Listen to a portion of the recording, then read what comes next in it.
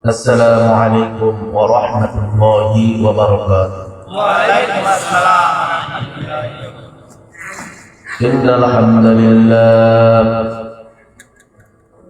نحمده ونستعينه ونستغفره ونؤمن به ونتوكل عليه ونعوذ بالله من شرور أنفسنا ومن سيئات أعمالنا. من يهده الله فلا مضل له ومن يضلله فلا هادي له. ونشهد أن لا إله إلا الله وحده لا شريك له. ونشهد أن سيدنا ونبينا وشفينا وحبيبنا وطبيب قلوبنا ومولانا محمدا عبده ورسوله الذي أرسله بالحق إلى الخلق بشيرا ونذيرا وداعيا إلى الله بإذنه وسراجا وقمرا منيرا. أما بعد فقد قال الله تعالى في كلامه المجيد والفرقان الحميد. فأعوذ بالله من الشيطان الرجيم. بسم الله الرحمن الرحيم. وقضى ربك ألا تعبدوا إلا إياه وبالوالدين إحسانا إما يبلغن عندك الكبر أحدهما أو كلاهما فلا تقل لهما أف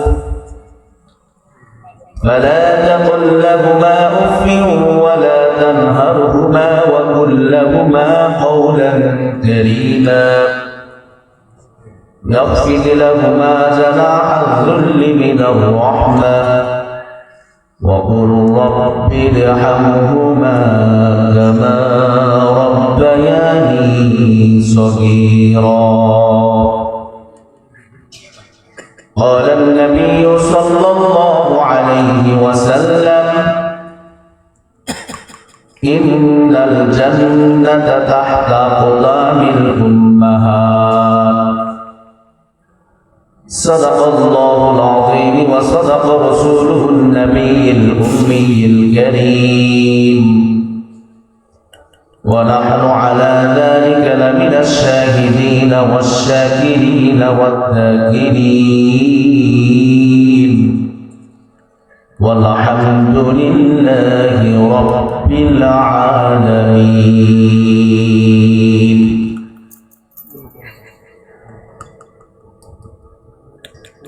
जिंदगी में बंदगी तो करना है, जिंदगी में बंदगी शर्मिंदा है, जिंदगी में बंदगी शर्मिंदा है. जिंदगी में बंदगी तो करना है, जिंदगी में बंदगी शर्मिंदा है, जिंदगी में बंदगी शर्मिंदा है. आए थे हम कुछ ना कुछ खरीदने को,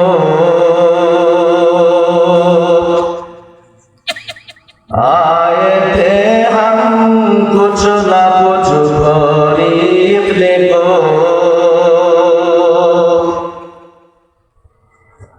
जैसे हो रोशन मेरे क़ल्ब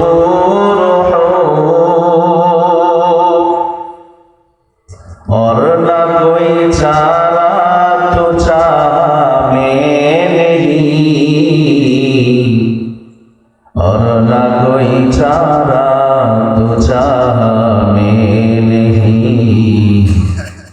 और न कोई चारा तो चाह में नहीं। जिंदगी में बंदगी तू करना है, जिंदगी में बंदगी तू करना है, जिंदगी में बंदगी शर्मिंदा है, जिंदगी में बंदगी शर्मिंदा है। दुनिया में हो दुनिया का तलबगार न हो,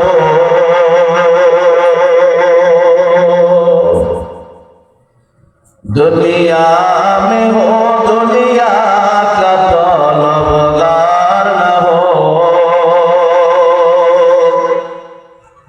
बाजार से गुजारो खरीदार न हो।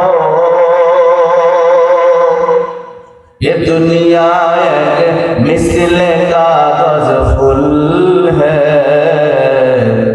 ये दुनिया एक मिसले कागज फूल है, जिंदगी में बंदगी तू करना है, जिंदगी में बंदगी तू करना है, जिंदगी में बंदगी तू करना है, जिंदगी में बंदगी शर्मिंदा है, जिंदगी में बंदगी शर्मिंदा है। या इलाही तू मेरा माबूद है,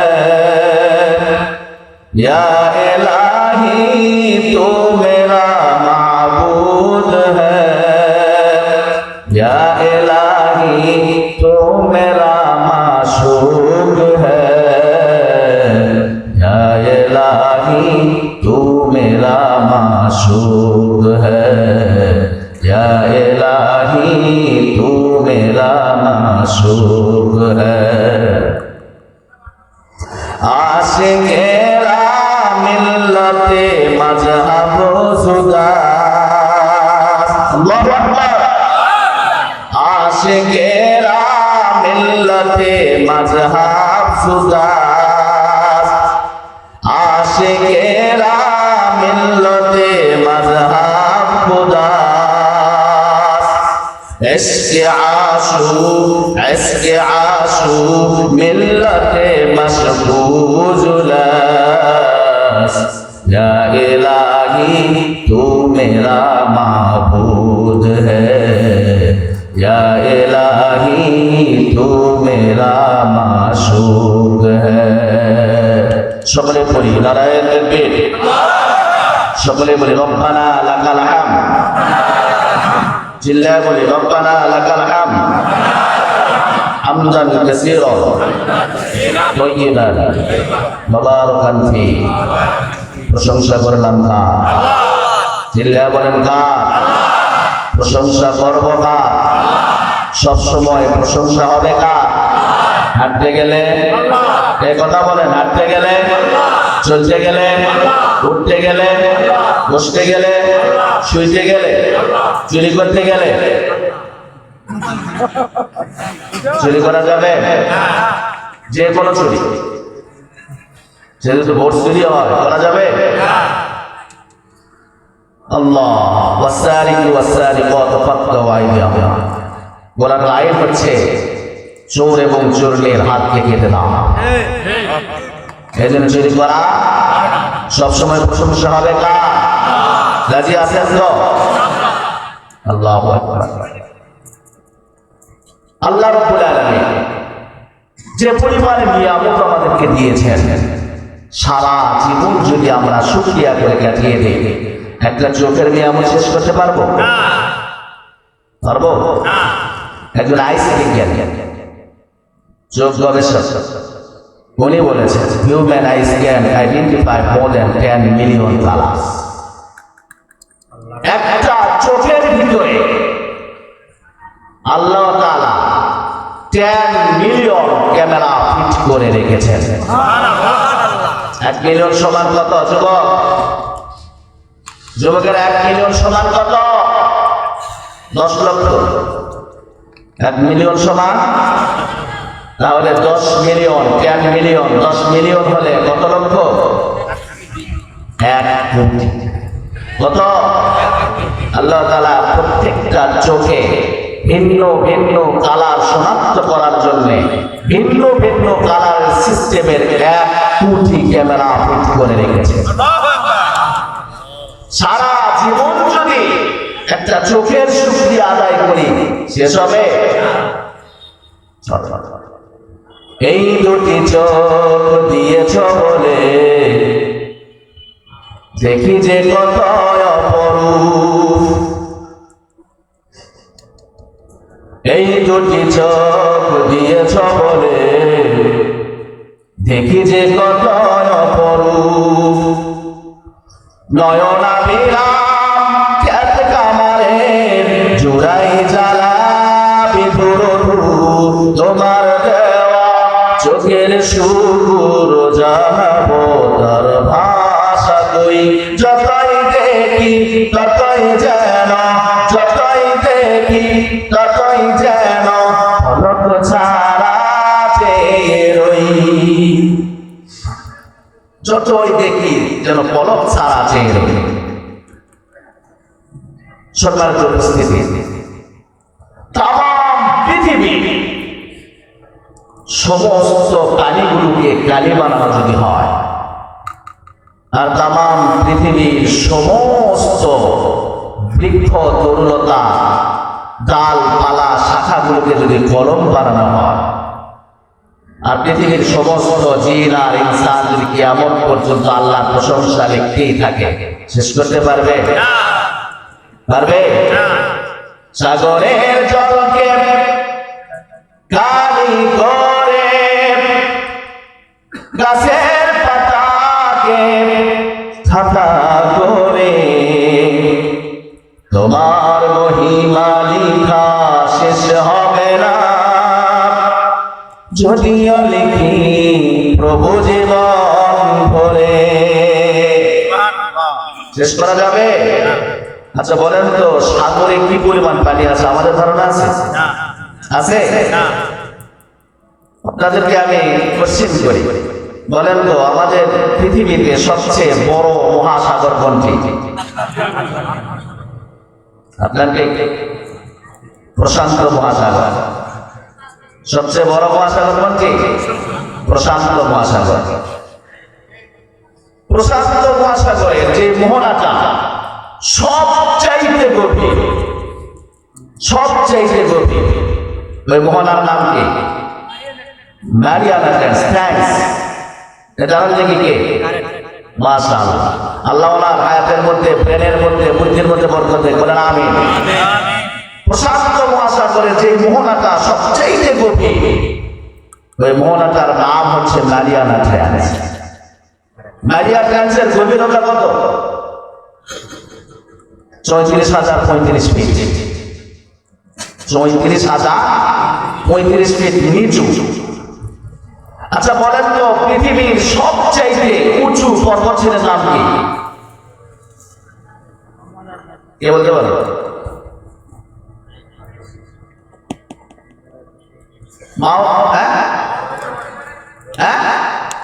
মাউন্ট এভারেস্ট। কে যেন বলতে চাইছে? নেপালে, নেপালে অবস্থিত মাউন্ট এভারেস্ট সবচাইতে উঁচু পর্বত। সরি, মাউন্ট এভারেস্টের উচ্চতা হচ্ছে 34,035 ফিট। এর চাইতে বড় পর্বত ছিল পৃথিবীতে একটাও নাই। এই মাউন্ট এভারেস্টকে যদি এখানে মারিয়ানা ট্রায়াঙ্গেল যদি ছেড়ে দেওয়া হয়, চুপ করে ডুবে যাবে। মাউন্ট এভারেস্টের উচ্চতা হলো 29,035 ফিট, আর মারিয়ানা ট্রায়াঙ্গেলের গভীরতা হলো 34,000 ফিট। মাউন্ট এভারেস্টকে যদি মারিয়ানা ট্রায়াঙ্গেল ছেড়ে দেওয়া হয়, ডুবে যাবে, তার উপরে পানি থাকবে 5,000 ফিট। তাহলে একটা তো সাগর না, আটলান্টিক মহাসাগর আছে, চায়না সাগর আছে, ভারত সাগর আছে, কৃষ্ণ সাগর আছে, সাগর আর সাগর। তাম পৃথিবীর সমুদয় 4 ভাগের মধ্যে 3 ভাগ তো পানি, 1 ভাগ শুধু মাটি।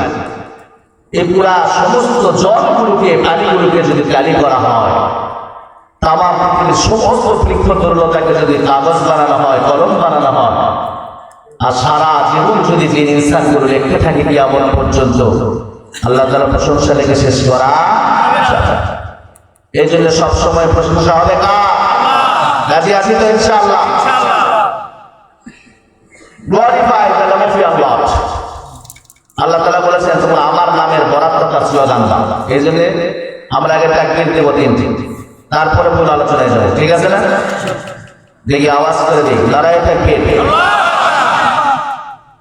আরেকটা আওয়াজ করে, নারায়ে তাকবীর, নারায়ে তাকবীর। আল্লাহু আকবার। আল্লাহ তাআলা আমাদের সকলকে কবুল করে সকলে পড়ে আমিন। আমি কোরআনুল কারীম থেকে কিছু তেলাওয়াত করেছি। রাসূল আকরাম সাল্লাল্লাহু আলাইহি ওয়াসাল্লামের অসংখ্য অগণিত হাদিসে মুবারাকা থেকে একেবারে ছোট ছোট একখানা হাদিস পাঠ করেছে। আল্লাহ তাআলা যদি আমাকে তৌফিক দেয়, তার দয়া যদি শামিলে হাল হয়, তেলাওয়াতকৃত আয়াত কথিত হাদিসকে সামনে নিয়ে অল্প সময় তথ্য সমৃদ্ধ নির্যাস কিছু আলোচনা করবো ইনশাআল্লাহ। আপনারা আছেন তো? না ছেড়ে চলে যাবেন? একদম ইনশাআল্লাহ। আল্লাহ তাআলা কবুল করুন। আল্লাহ তাআলা বলেন, ওয়া ক্বাদা রাব্বুক,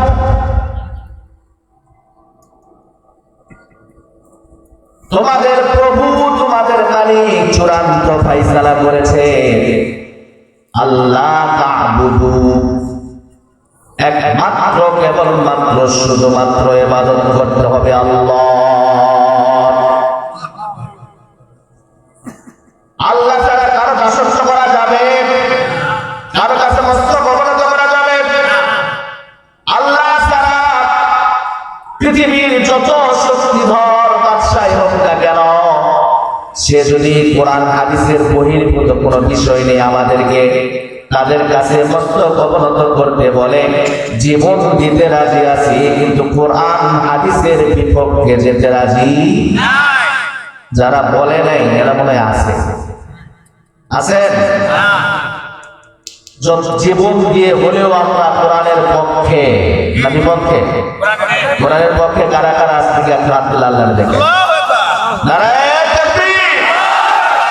আল্লাহ আপনার ক্যামেরায় সেটে তুলে রাখেন, আমরা কোরআনের পক্ষে আছি।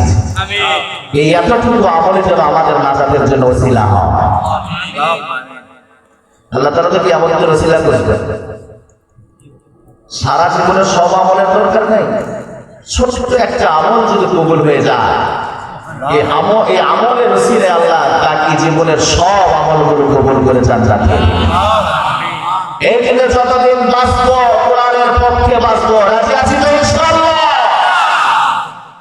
কারো সাথে আমাদের শত্রুতা নেই, আমরা মুসলিম, আমাদের পরিচয়, আমাদের ধর্ম ইসলাম, আমাদের ঐশিকানি আল কোরআন।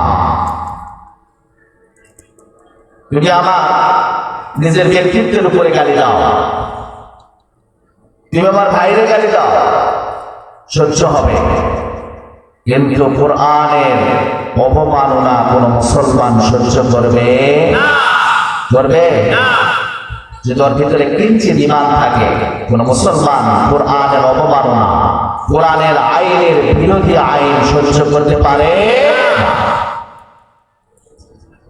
এখন ইবাদত কাকে বলে? আল্লাহ বললেন, ওয়াজা রাব্বুক আল্লা তা'বুদু ইল্লা ইয়্যা।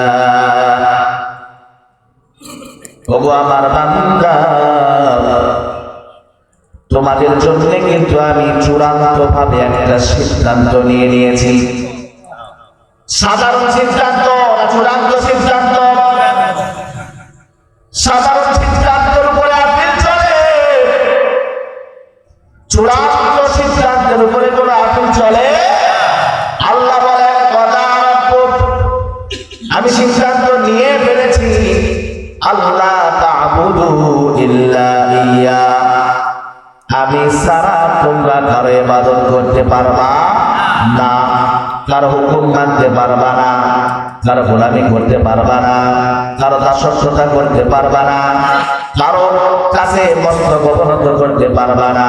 এটা আমি রব্বে কারীম তোমাদের সৃষ্টির পূর্বে সিদ্ধান্ত নিয়ে ফেলেছি। আর একটা সিদ্ধান্ত নিয়েছি ওয়াবিল ওয়ালিদাইনি ইহসানা,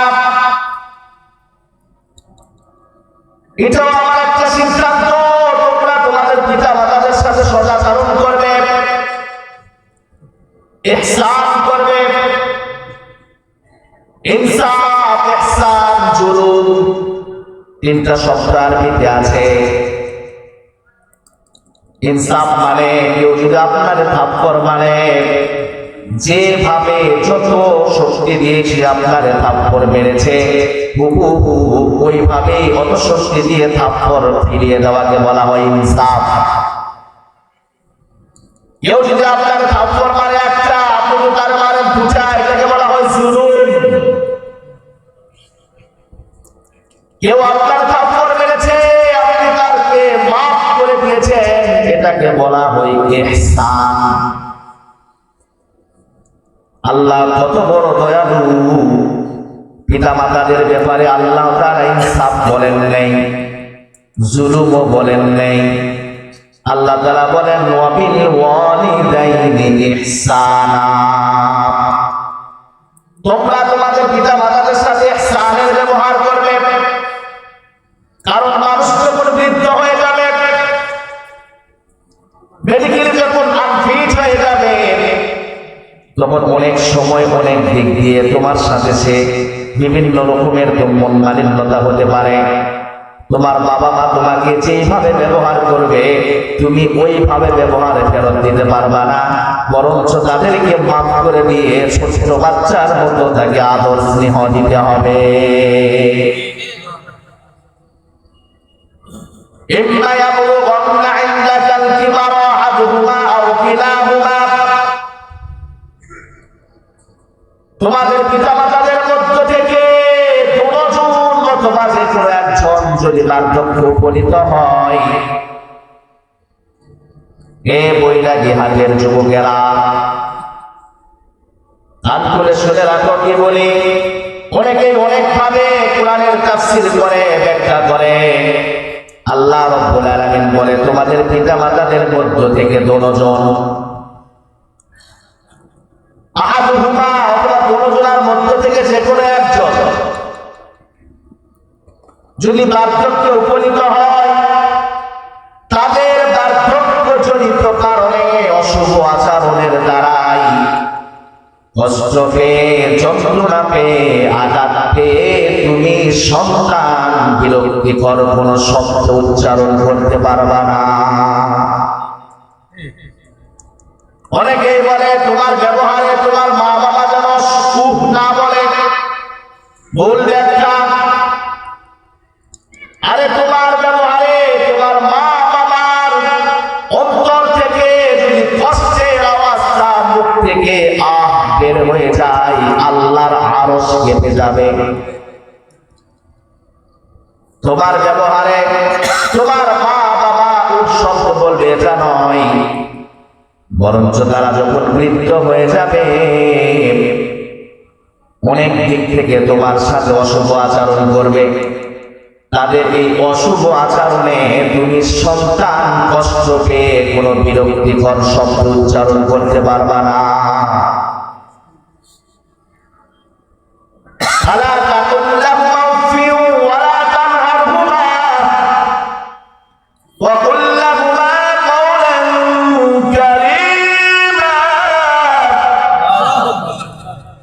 অবশ্যই তুমি যখন তাদের সাথে কথা বলবে সম্মান সূচক শব্দের মাধ্যমে কথা বলতে হবে। চোখ রাঙিয়ে কথা বলতে পারবা না, উচ্চ আওয়াজে কথা বলতে পারবা না, ধমক দিয়ে কথা বলতে পারবা না। নম্র ভদ্র ভালোবাসা বিনয়ের সাথে মা বাবার সাথে কথা বলতে হবে। ফায়সালা কার? আমাদের না আল্লাহ। আল্লাহর ফায়সালার বিপক্ষে যারা চলে তার উপরে কি আল্লাহর রহমত আসবে নাকি গজব?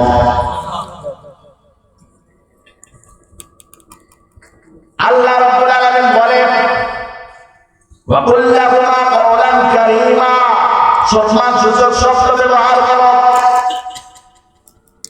ওয়াকফিদ লাহুমা জানাহাদ দুল্লি মিনার রাহমা, এখানে আরো সুন্দর করে মা বাবার ব্যাপারে আল্লাহ তাআলা বলেছেন, সন্তানেরা তুমি তোমার মা বাবার জন্য রহমতের ডানা বিছিয়ে দাও। রহমতের ডানা বিছিয়ে দাও মানে কি বুঝলাম না হুজুর, ক্লিয়ার করেন। আপনাদের এলাকায় মুরগি আছে না?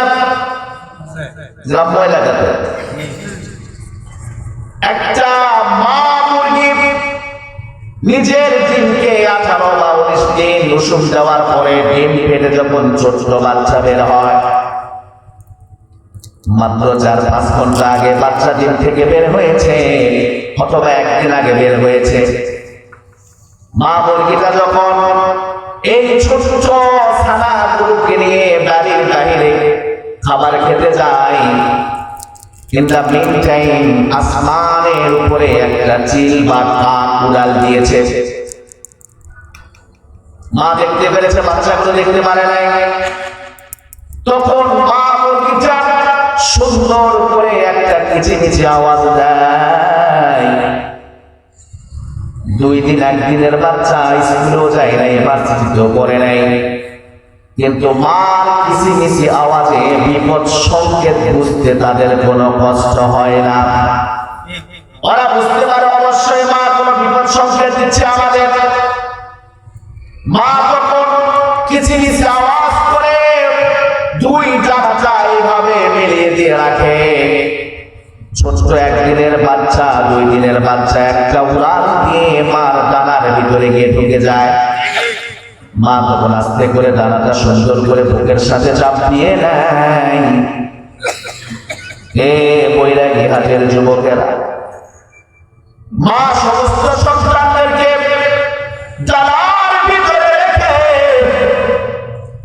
বুকে চাপ দিয়ে চিলার কাকের দিকে চেয়ে থাকে, কোন দিক দিয়ে সোমার এটা দেখতে চায়। এরপরেও যদি চিলার কাক মার বুক থেকে ছোট বাচ্চাটাকে উঠিয়ে নিয়ে যেতে চাই, মা জীবনের মায়া ছিন্ন করে ওই চিল আর কাকের পিছনে ধাওয়া করে। তারপরেও নিজের ছোট ছানার কিঞ্চিত পরিমাণ কোনো ক্ষতি হতে দেয় না। আল্লাহ রাব্বুল আলামিন এই কথাটাই কোরআনুল কারীমের মধ্যে বলেন, ওয়াকফিদ লাহুমা জানাহাদ দুল্লি মিনার রাহমা।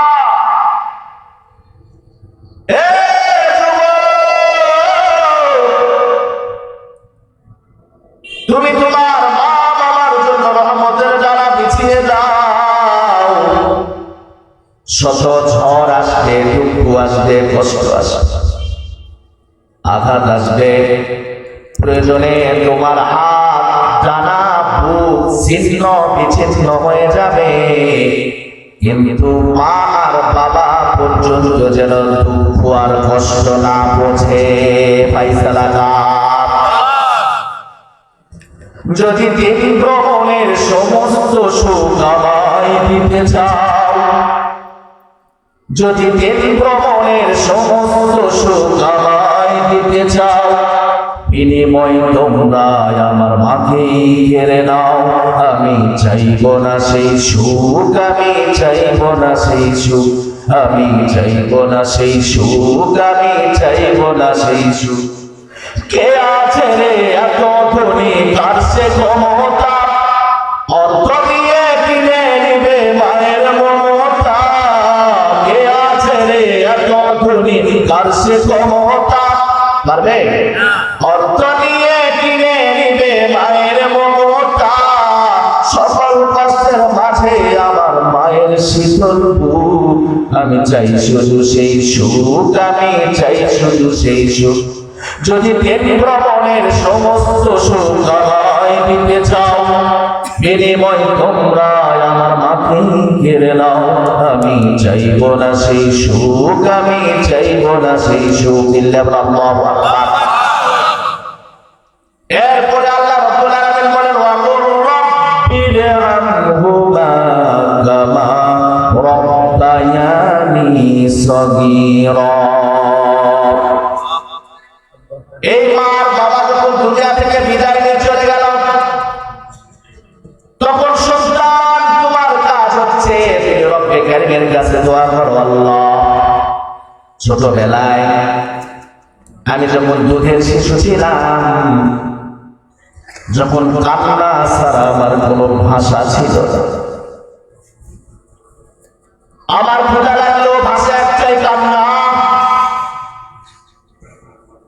পেট ব্যথা করলেও ভাষা একটাই কান্না, কোন কারণে কষ্ট পেয়ে আমি যদি কিছু প্রকাশ করতে চাই তাও ভাষা একটাই, শুধু কান্না। আমি যখন ছোট ছিলাম গো মালিক, যখন আমার ভাষা কান্না ছাড়া আর কিছু ছিল না গো আল্লাহ, আমার মা আমার কান্নার সিস্টেম দেখে বুঝতে পারতো আমি কি ক্ষুধায় কাঁদি নাকি পেটের ব্যথায়।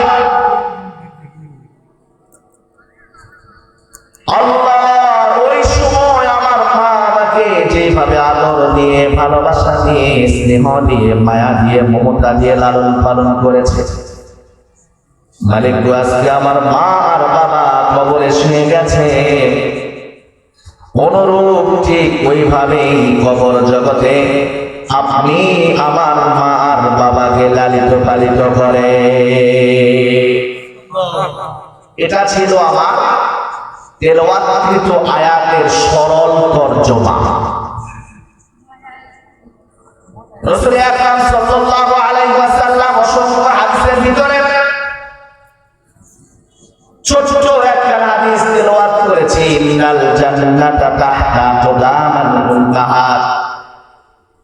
আল্লাহ রাসূল সাল্লাল্লাহু আলাইহি ওয়াসাল্লাম বলেন, অবশ্যই সন্তান, জান্নাত আমি তোমার জন্য রেখেছি তোমার মা আর বাবার পায়ের নিচে। আল্লাহ তাআলা জান্নাত রাখছেন কোথায়? কথা বলেন, কথা কয় না। জান্নাত রাখছেন কোথায়? মা বাবার পায়ের নিচে। মাহফিল ইজ এ ক্লাস, মাহফিল ইজ এ ক্লাস। আপনারা মানেন আর না মানেন, আমি যতক্ষণ এই চেয়ারে আছি আমি টিচার, আপনারা ছাত্র। হতে পারে আপনাদের দাড়ি সাদা, আমার তো অনেকের বয়স বেশি,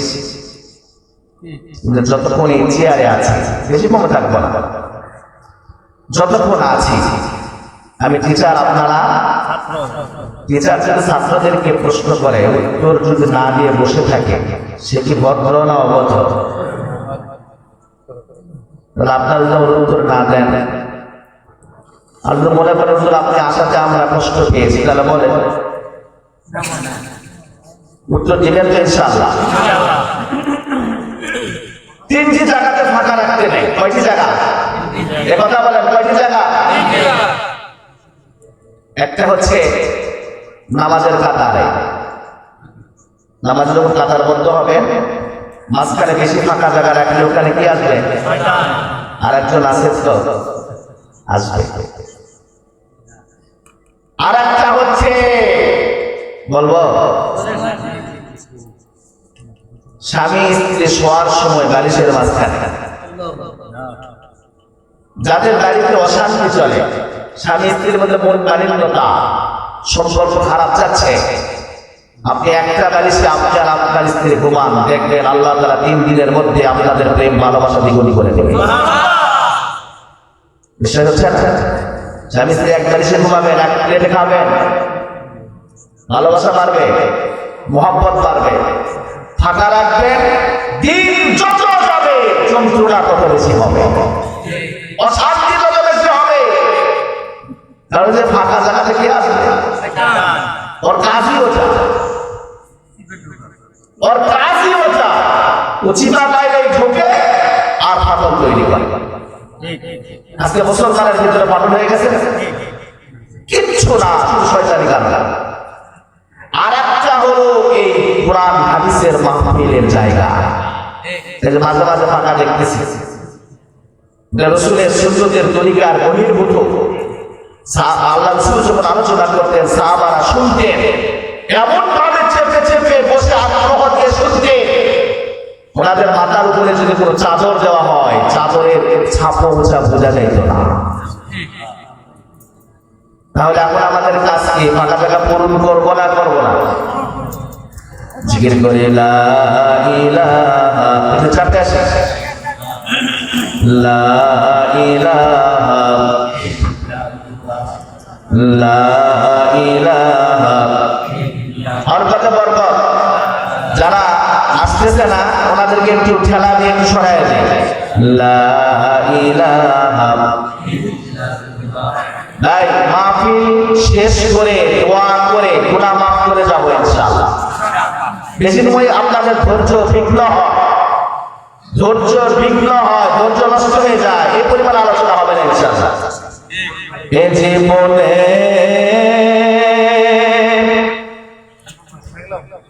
না করিলাম বন্দেগী,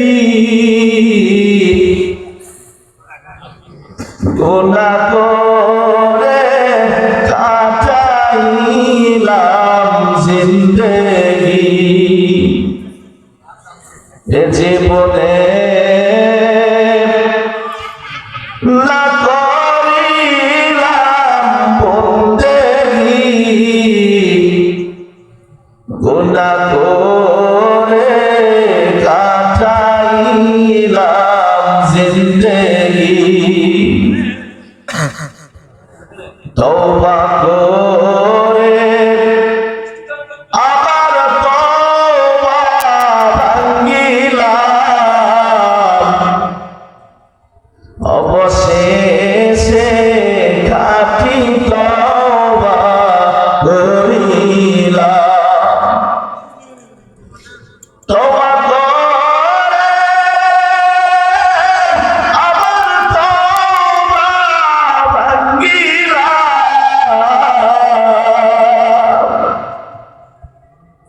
অবশেষে খাঁটি তওবা করিলাম। সকলেরই দরজা হইতে ফিরিয়া,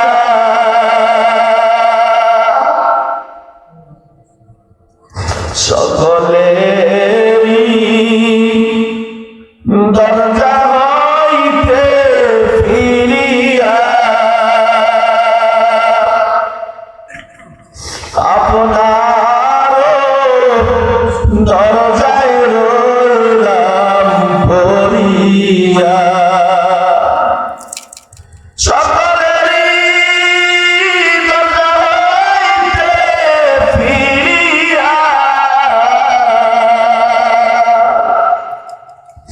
আপনার দরজায় রইলাম পড়িয়া।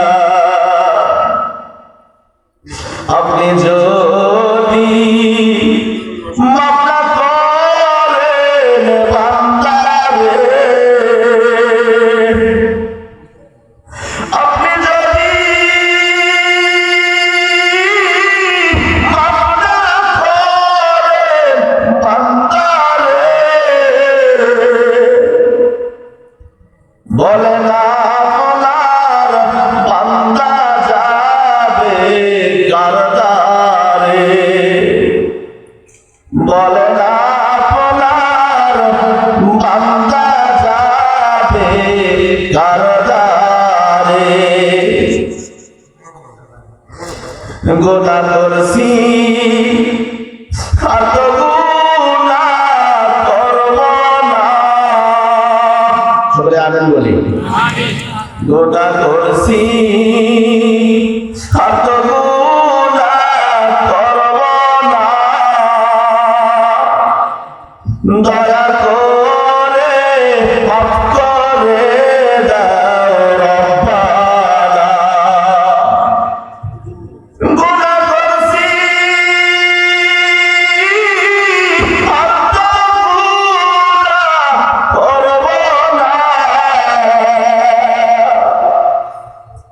দয়া করে মাফ করে দাও রব্বানা,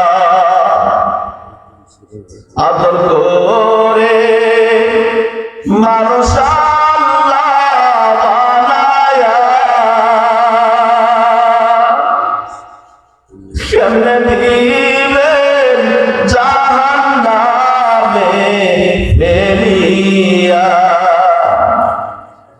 আদর করে মানুষ আল্লাহ বানায়া,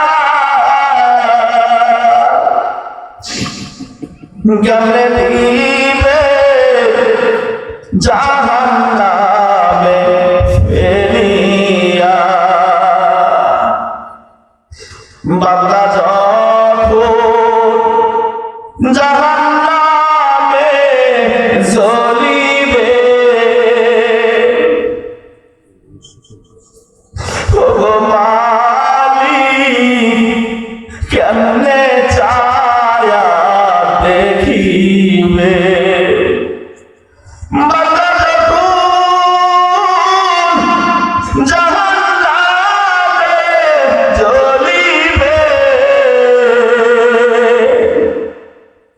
ওগো আল্লাহ কেমনে চায়া দেখিবে, এ জীবনে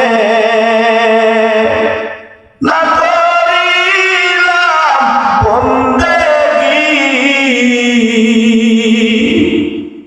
গুনাহ করে কাটাইলাম জিন্দেগী। চিল্লা বলো আল্লাহু আকবার। ফাঁকা জায়গা তো আছে,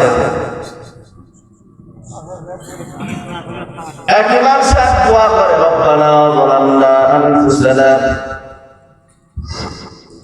রব্বানা আতিনা ফিদ দুনিয়া হাসানা ওয়া ফিল আখিরাতি হাসানা ওয়া কিনা আযাবান নার।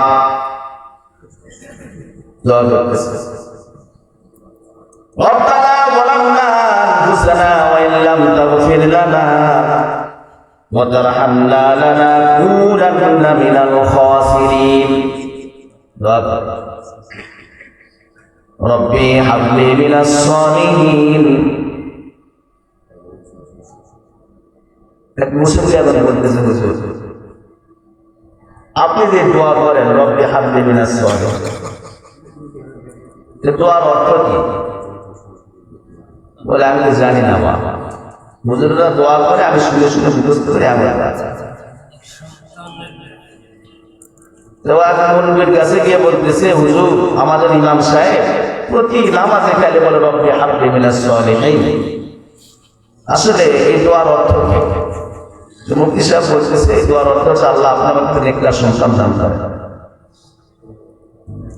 যুবক বলতেছে হুজুরে বলে সন্তান সন্তান নাই, কেন নামাজে দোয়া করে ভালো। যুবক এসে হুজুরকে বলতেছে যে হুজুর আপনার ছেলে সন্তান কয়জন? বলে 11 জন। আপনি মানুষ কি করেছেন? আবার দোয়া করেন রব্বি হাবলি মিনাস সালিহিন, মানে 11টাই হয়ে গেল। उसका আবার কি আছে? বলে দোয়ার অর্থ জানেন আপনি? বলে কি অর্থ? আল্লাহ আমার একটা নেককার সন্তান দান করেন। সর্বনাশ করে মারিছে। আমি আগে জানতাম, তার 9 বছর আগে দোয়া আমার দিলেন। আমরা এখন শুনতে বাঙালি হয়ে গেছে, শুনতে ভালো লাগে, আমল করার নিয়তে শুনবো না, শুধু শোনার নিয়তে রাজি আছেন ইনশাআল্লাহ। অনেকে হয়তো এখানে আসছে সুরের পাগল হয়ে, না আমরা এখানে আসি কোরআনের আলোচনা শুনবো, আবার আমাদের ভবিষ্যৎ প্র্যাকটিক্যাল লাইফে সেগুলো আমল করবো ইনশাআল্লাহ। যাই হোক, আল্লাহ রাব্বুল আলামিন এই আয়াতকে এবং রাসূলের হাদিসকে মন্থন করে মুফাসসিরে কেরাম পিতামাতার হক নির্ধারণ করেছেন 14টি। কয়টি? পিতামাতার হক কয়টি? সকলেই বলেন। আমরা যারা সাদা দাড়িওয়ালা আছে, এখানে দাড়ি সাদা হয়ে গেছে, আমরা তো মনে করতেছি যে যাক মা বাবা যখন বেঁচে ছিল নিজের হাতে মা বাবার খেদমত করেছি, প্রসাব পায়খানা পরিষ্কার করেছি, নিজে খুলে করে হসপিটাল নিয়ে গেছি, আবার এনেছি, আজকে মা বাবা দুনিয়াকে বিদায় দিয়ে চলে গেছে, আমার ডিউটি শেষ। না, মা বাবা দুনিয়া থেকে বিদায় নিয়ে গেলে সন্তানের দায়িত্ব শেষ হয় না, বরং সন্তান যখন দুনিয়া থেকে চলে যাবে তখন তার উপর থেকে মা বাবার দায়িত্ব শেষ হবে। মা বাবা বেঁচে থাকতে শাস্তি হোক,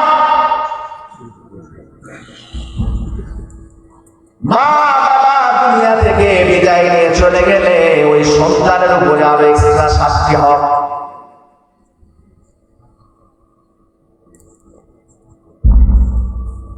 মোটমাট একটি সন্তানের উপরে মা বাবার টোটাল হক হচ্ছে 14টি। মা বাবা বেঁচে থাকতে শাস্তি হোক, মা বাবা দুনিয়া থেকে বিদায় নিয়ে যখন কবর জগতে চলে যাবে তখন ওই সন্তানের উপরে ওই মা বাবার পক্ষ থেকে এক্সট্রা আরো শাস্তি হক চাপবে। এই 14টি হক যদি আমরা জানি এবং মানি তাহলে আল্লাহ রাব্বুল আলামিন মা বাবার হক জেনে আমল করার কারণে দুনিয়াতে আমারে সুখের জিন্দেগি দিবেন, আখিরাতে আল্লাহ তাআলা মা বাবার হক পালনের উসিলায় জান্নাতের বাসিন্দা বানায়া দিবে। এই 14টি হক শুনতে রাজি আছি আপনারা? শুনবেন? কে কে দিকে আপনি যারা যাবেন হাত তোলার দরকার নেই, শুনে যাবেন 14টি হক। হাত নামান, আল্লাহ কবুল করুন।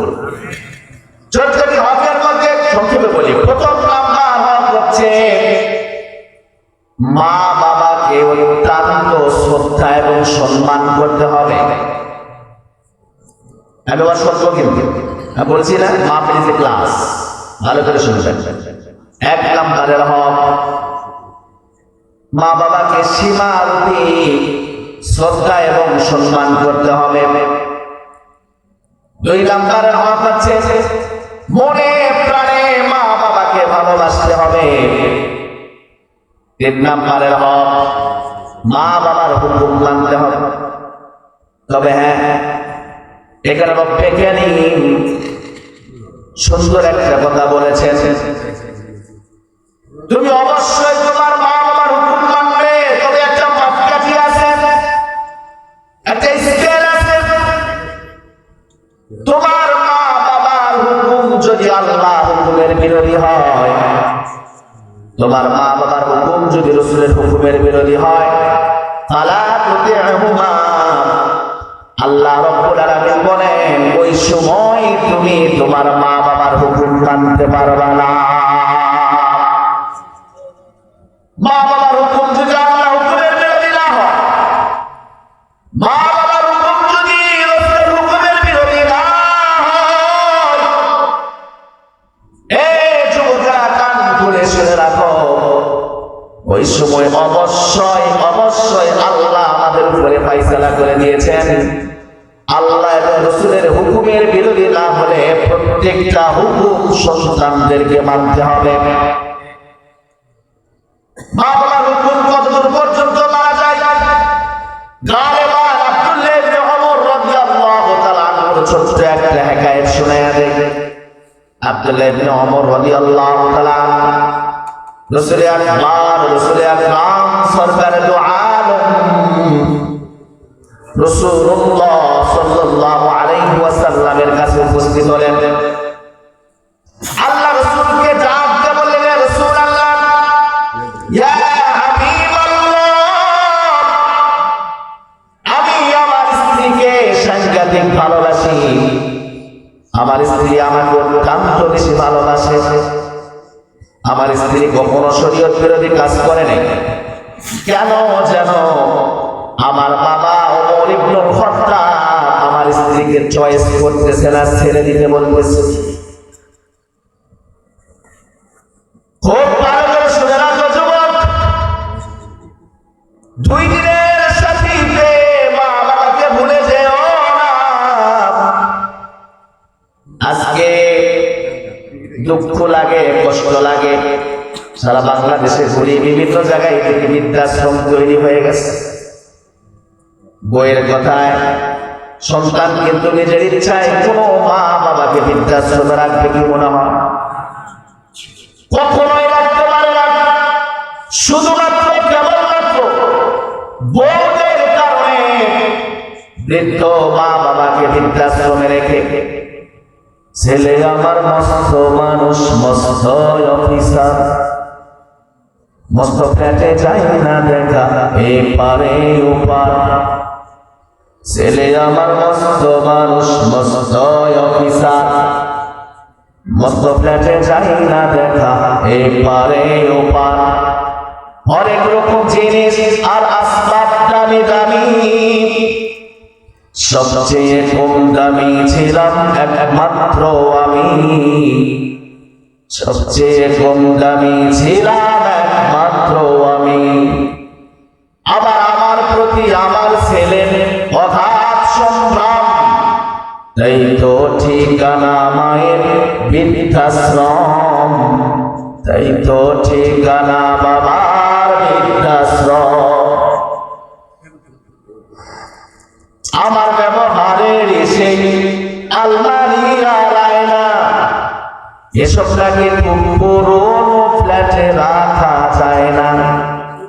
বইয়ের বাড়ির জিনিস আছে, মার বাড়ির জিনিস চলে না। আমার ব্যবহারের সেই আলমারি আর আয়না, এসব নাকি খুব পুরোনো ফ্ল্যাটে রাখা যায় না। ওর বাবার ছবি ঘড়ি ছড়ি বিদায় নিল তাড়াতাড়ি, কাকে খেলো পোশাকে এলো, কাকে বড় ময়না। স্বামী স্ত্রী আর এলসেশিয়াম জায়গা বড়ই কম, তাই তো ঠিকানা মায়ের বৃদ্ধাশ্রম। নিজের হাতে ভাত খেতে পারত না রে খোকা, বলতাম আমি না থাকিলে করবি কি রে বোকা। ওঠ ফুলিয়ে কাঁদত খোকা আমার কথা শুনে, খোকা বুঝি আর কাঁদে না, নেই বুঝি আর মনে। মাঝ রাতে স্বপ্ন দেখে উঠত খোকা কেঁদে, দুহাত দিয়ে বুকের মাঝে রেখে দিতাম বেঁধে। দুহাত আজ খোঁজে খোকা ভুলে যায় একদম, কেন না ঠিকানায় আমার বৃদ্ধাশ্রম। খোকার একটা ছেলে হয়েছে 2 বছর হলো, আর মাত্র 25 বছর আল্লাহ হলো। 100 বছর হতে এখন আমারও 59, 25 বছর পরে খোকার হবে যে 60। বৃদ্ধাশ্রমের ঘরটা ছোট, জায়গা অনেক বেশি, আমি খোকা দুজন মিলে থাকবো পাশাপাশি। ওই দিনের স্বপ্ন দেখি ভীষণ রকম,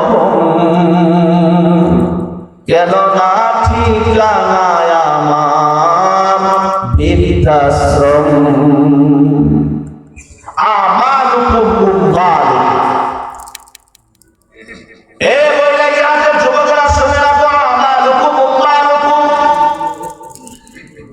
তুমি তোমার মা বাবার সাথে যে রূপ আচরণ করবে, খোদার কসম করে বলি তোমার সন্তান তার থেকে 10 গুণ তোমার সাথে বেশি করবে। তুমি যদি মা বাবার উপরে চড়াও হও, তুমি যদি মা বাবার উপরে চোখ লাগিয়ে কথা বলো, একটা কথা কান খুলে শুনে রাখো, রাসূল বলেছেন আমালুকুম উম্মালুকুম। তুমি তোমার মা বাবার উপরে চোখ রাঙিয়ে উচ্চ আওয়াজে কথা বলবে, কিন্তু তোমার সন্তান তোমার উপরে চোখ রাঙিয়ে উচ্চ আওয়াজে কথা বলবে না, বরঞ্চ তোমার উপরে স্কিনের উপরে আঘাত করে কথা বলবে। এই জন্য কথাগুলো দিল দিয়ে শুনবেন। প্রথম নম্বরে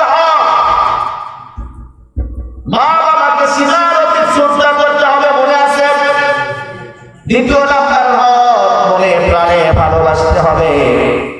তৃতীয় নাম্বারের হক মা বাবার হুকুম মানতে হবে, কিন্তু একটা মাপকাঠি আছে, স্কেল আছে।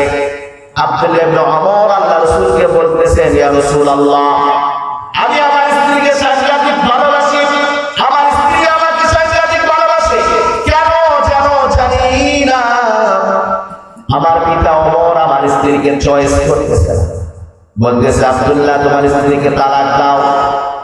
ইয়া রাসূলুল্লাহ, এখন আমি কি করতে পারি?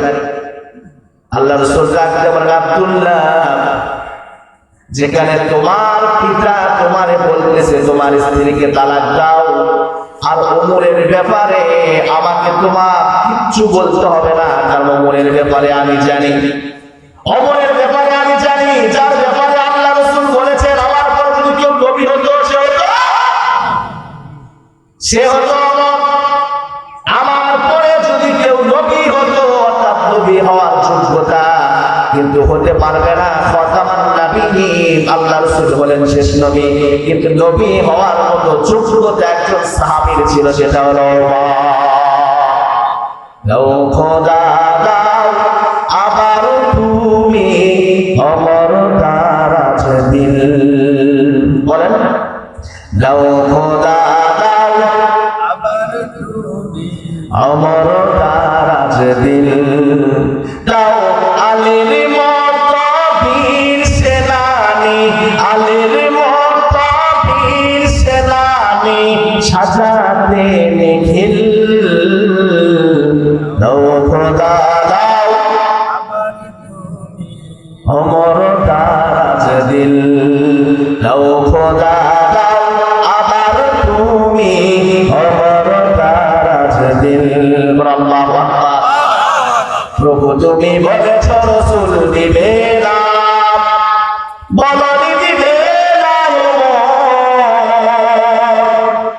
বলনি দিবে না হামজা তারে খালেদ বিজয় সমর। আমরা আজও আল্লাহর কাছে চাই ওমরের মধ্যে একজন ছিলেন আমাদের বাংলাদেশে হোক। আল্লাহর কাছে দোয়া করি আল্লাহ ওমরের মধ্যে একজন শাসক যেন আমাদেরকে দেয়, তাহলে পৃথিবীর কোনো নাস্তিক মুসলমানদের উপরে চোখ রাঙানোর মতো সাহস পাবে না। আপনারা চান না? কারা কারা চান? ইনশাআল্লাহ আল্লাহ কবুল করেন, সকলে বলি আমিন। আল্লাহ রাসূল বলেন ওমরের ব্যাপারে আমার বলা লাগবে না, ওমর যখন বলছে তুমি তালাক দিয়ে দাও, ও মুসলমান মহিলা হাতের যুবকেরা কান খুলে শুনে রাখো, চতুর্থ নাম্বারের হক হচ্ছে মা বাবার অনুকরণ করতে হবে। পঞ্চম নাম্বারের হক হচ্ছে মা বাবার খেদমত করতে হবে, খেদমত তো আমরা করি। ষষ্ঠ নাম্বারের হক হচ্ছে শুধু খেদমত করলেই হবে না, মা বাবাকে এক্সট্রা স্বাচ্ছন্দ্যে রাখার জন্য চেষ্টা করতে হবে সদা সর্বদা। শুধু খেদমত করলেই হবে না যুবক।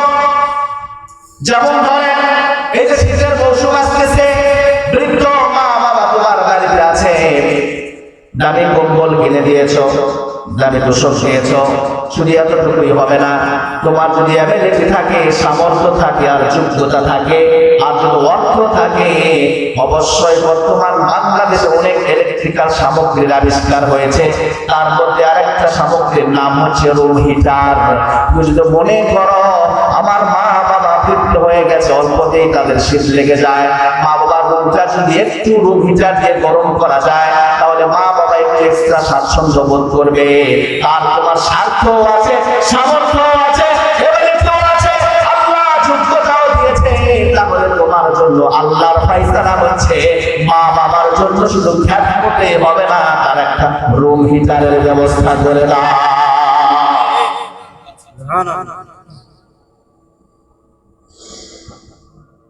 চতুর্থ নম্বরের সবচেয়ে বড় হক হচ্ছে, সবচেয়ে বড় গুরুত্বপূর্ণ হক হচ্ছে নিয়মিত মা বাবার খবর নিতে হবে, মা বাবার দেখা করতে হবে মা বাবার সাথে।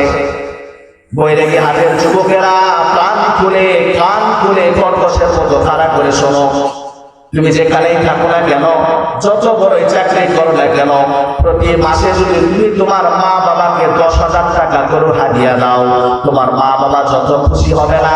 প্রত্যেক মাসে সপ্তাহে একদিন করে এসেও যদি মা বাবাকে কাছে নিয়ে বসে যদি বলো, মা বলো তো কেমন আছে, বাবার কপালে একটা চুমু দিলে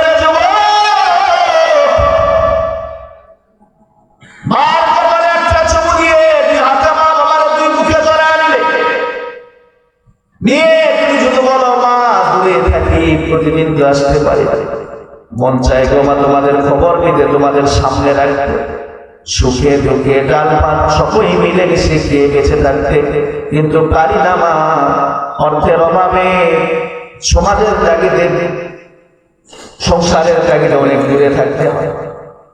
এইভাবে যদি মাকে বুকে নিয়ে বলো, মা তোমার শরীর কিরকম, বাবা তুমি কেমন আছো, এই যুবকেরা শোনো, 50,000 টাকার গিফট দিলে মা যে পরিমাণ খুশি হবে না, এতটুকু ভালোবাসা দিলে তার চাইতে 1000 গুণ খুশি হয়ে যাবে।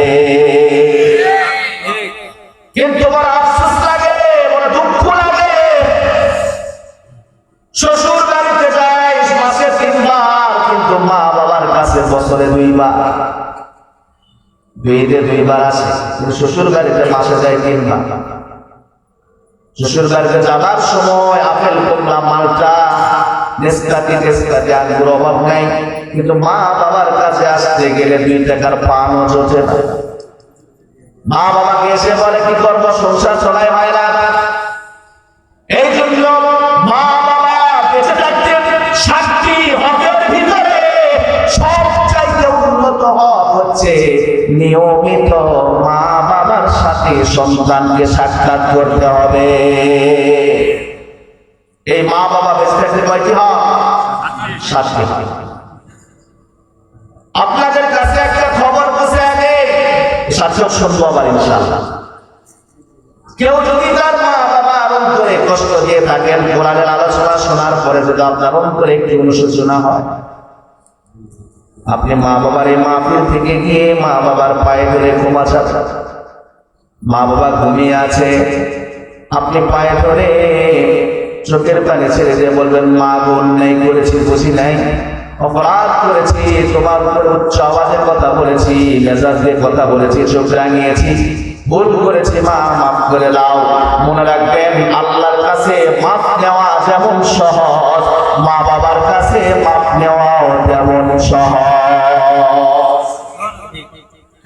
এই কথাটা অপিল করতে গিয়ে আল্লামা শাইখুল হাদিস আল্লামা জাকারিয়া রাহমাতুল্লাহ আলাইহি জাকাতুল বাকিতে শাইখুল হাদিস রাহমাতুল্লাহ আলাইহি শুয়ে আছে। উনি মা বাবার ইতিহাস লিখতে গিয়ে সুন্দর করে একটা ঘটনা উল্লেখ করেছেন। মা বাবার কাছে মাপ নেওয়া কত সহজ, সংক্ষেপে একটু বলি।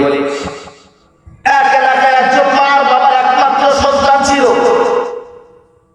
প্রেমের সম্পর্কের কারণে, অবৈধ প্রেম ভালোবাসার কারণে সন্তান মা বাবাকে ছেড়ে প্রেমিকাকে বিয়ে করে শ্বশুরালয়ে থাকা শুরু করেছে। মা বাবার খবর পর্যন্ত নেয় না, শ্বশুর বাড়িতেই থাকে। শ্বশুর বাড়িকে শ্বশুর আব্বা, শ্বশুর আম্মারে মা বাবা ডাকে। ওখানে এক্সট্রা ঘর নিয়ে বউকে নিয়ে সুন্দর সুখের সংসার। 1 বছর নয়, 2 বছর নয়, দীর্ঘ 12টি বছর, 1 যুগ পর্যন্ত কেটে গেছে, কিন্তু মা বাবার মাঝে একটা খবর পর্যন্ত নেয় না।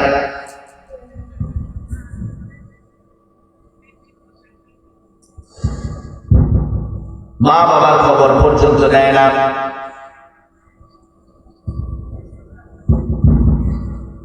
1 যুগ কেটে গেছে, কিন্তু মা বাবার খবর নেওয়ার প্রয়োজন মনে করে নেই। 12 বছর পরে হঠাৎ করে ছেলেটার তল পেটে একটু কিন করে ব্যথা, পেনকিলার খায়, ব্যথার পরে কে থাকে। আরো 2 মাস কেটে গেছে। 2 মাস পর প্রচন্ড তীব্র যন্ত্রণার ব্যথা শুরু হয়েছে। প্রসাবের জায়গা দিয়ে রক্ত আসতেছে। এলাকার সাধারণ হসপিটাল যেটা ছিল ওখানে ভর্তি করাইছে, ডাক্তার চিকিৎসা করতে পারে নাই। জেলা হসপিটালে নিয়ে গেছে, হয় নাই। বিভাগীয় হসপিটালে নিয়ে যাওয়া হয়েছে। বহু রকমের টেস্ট করার পরে লজ্জাস্থানের ভিতরে ক্যান্সার ধরা পড়েছে। ডাক্তার বলতেছে আর চিকিৎসা একটাই, কেটে ফেলতে হবে। চিকিৎসার কারণে ডাক্তার এই যুবকের লজ্জাস্থানটা কেটে ফেলেছে। তারপরে কিছু একটু সুস্থের দিকে 2-3 মাস 6 মাস পরে বৈরাগী হাটের যুবকেরা দিল দিয়ে শোনো, তুমি যতই বড় সুদর্শন যুবক হও না কেন, তোমার যদি যৌন শক্তি না থাকে, তোমার স্ত্রীর কাছে তোমার ভাঙা ফার্নিচারের যা দাম আছে তাও নাই। তোমার যতই টাকা থাকুক না কেন, যতই সুদর্শন যুবক হও না কেন, তোমার যদি ধারণ ক্ষমতা না থাকে, একটা ভাঙা ফার্নিচার চেয়ারের যে দাম মূল্য তোমার স্ত্রীর কাছে তোমার সেই দাম নাই। বউ বলতেছে তোমার আমার দরকার নাই, তুমি চিকিৎসা হয় সুস্থ হলেই কি আর না হলে কি ওই জিনিস তো আর ফিরে আসবে না। আসবে? ওটা কেটে ফেলেছে। যার কারণে আমি তোমার বিবাহে আবদ্ধ হয়ে থাকতে চাই না, তুমি আমার তালাক দাও।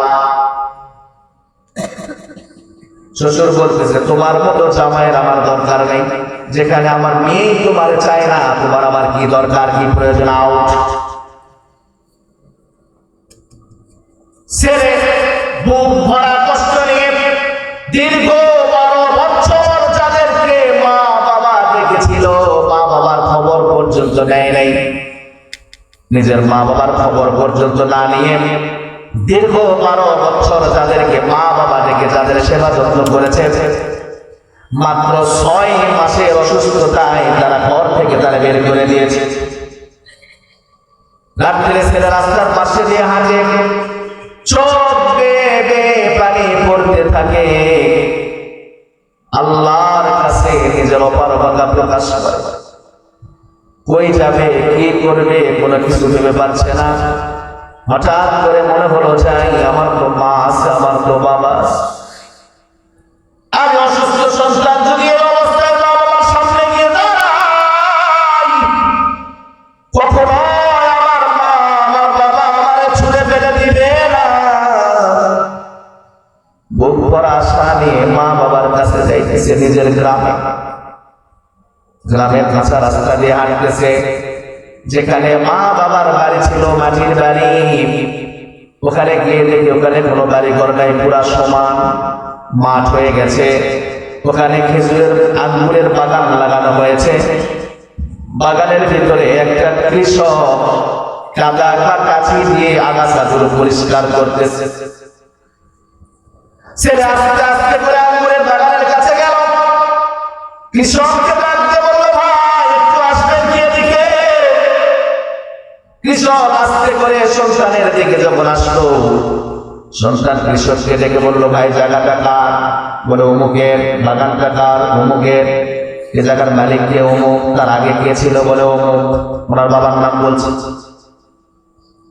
বলে উনি এখন কোথায় আছেন? বলে জীবিত নাই, উনি মারা গেছে। মৃত্যুর আগে এমন একটা অসুস্থ আক্রান্ত হয়েছিল, জায়গা জমি সব বিক্রি করে চিকিৎসা করেছে, কিন্তু ভালো হয় না। কিন্তু মৃত্যুর আগে বেচারা অন্তরে খুব কষ্ট পেয়েছে। বারবার মানুষদেরকে বলেছে, আমার জীবনের শেষ আশা হলো আমি আমার কলিজার টুকরাকে এক নজর দেখে বলছি। তার একটা সন্তান ছিল, মানুষের বাড়িতে দিনমজুরি কাজ করে সন্তানকে লেখাপড়া করে মানুষ করেছে, কিন্তু সন্তান বড় যখন হয়েছে, টাকা পয়সা কামাই করা যখন শুরু করে দিয়েছে, প্রেম ভালোবাসা করে শ্বশুরালয়ে থাকে, 24 বছর 12 বছর পর্যন্ত মা বাবার খবর নেই, জানে না মা বাবা। এরকম একটা জালেম সন্তান। কৃষক বলতেছে সন্তানকে, সে এত বড় জালেম, এই সন্তানকে যদি আমি পাই, তাহলে আমার এই আগাছা পরিষ্কারের কাজ দিয়ে তার অঙ্গগুলো কেটে কেটে আমি বিকলাঙ্গ বানায়া দিতাম। সন্তান নিজের কানে নিজের বদনাম শুনতেছে, আর চোখের পানি ছেড়ে দিয়ে কান্দে। সন্তান ডাক দিয়ে বলে, ভাই বাড়ির কর্তা যিনি, প্রধান যিনি, তিনি তো মারা গেছেন, কিন্তু বাড়ির যিনি গৃহিণী মা, ওই লোকের স্ত্রী, সে কোথায়? কৃষক বলতেছে, এই দিকে যাও। কিছু দূর যাওয়ার পরে ছোট্ট একটা জঙ্গলের মতো দেখবে। ওই জঙ্গল পার হয়ে গিয়ে দেখতে ছোট্ট একটা পুকুর, পুকুরের উপরে ছোট্ট একটা ঝুপড়ি আছে। ওই ঝুপড়ির মধ্যে ওই দুঃখিনী মা থাকে, সকাল থেকে সন্ধ্যা পর্যন্ত ভিক্ষা করে। কিন্তু আফসোস হলো একটা, ওই দুঃখিনী মা সন্তানের বিরহে কাঁদতে কাঁদতে তার চোখের দৃষ্টি পর্যন্ত চলে গেছে। দুঃখিনী মা সন্তানের বিরহে কাঁদতে কাঁদতে অন্ধ হয়ে গেছে, চোখে দেখে না। সন্তান এবারে ঠিকানা অনুযায়ী, বলা অনুযায়ী রাস্তা ধরে ধরে যখন ঝুপড়ির কাছে গেল, দেখে সন্ধ্যা হইতেছে।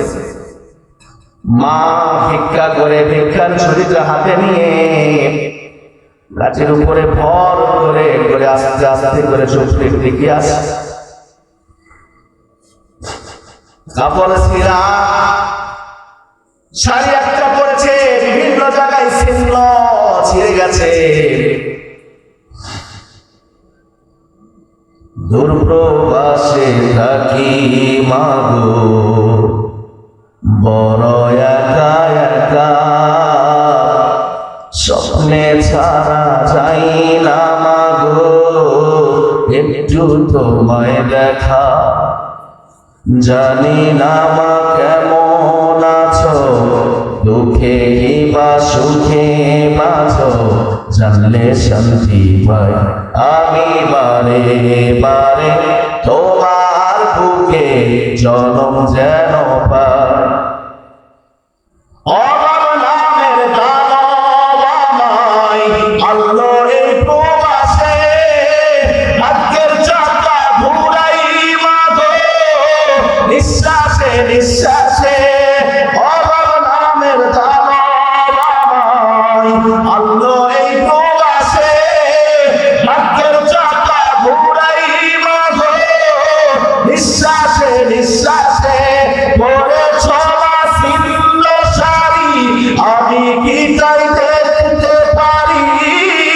পরে ছড়া ছিল শাড়ি, আমি কি তাই দেখতে পারি?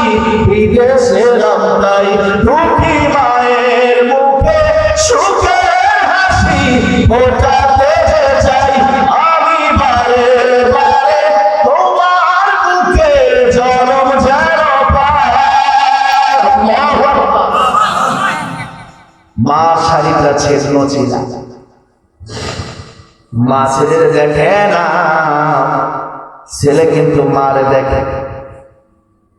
মা আস্তে করে এসে পুকুরের ঘাটে আস্তে করে লাঠি দিয়ে সতর্কতার সাথে নামলেন।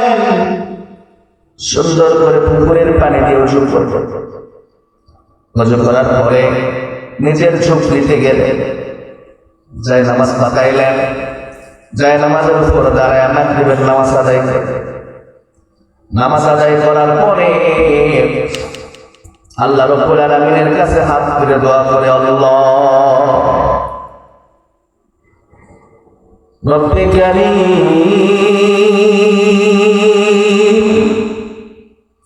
ছোটবেলায় বাবার নিয়েছ বাবানি,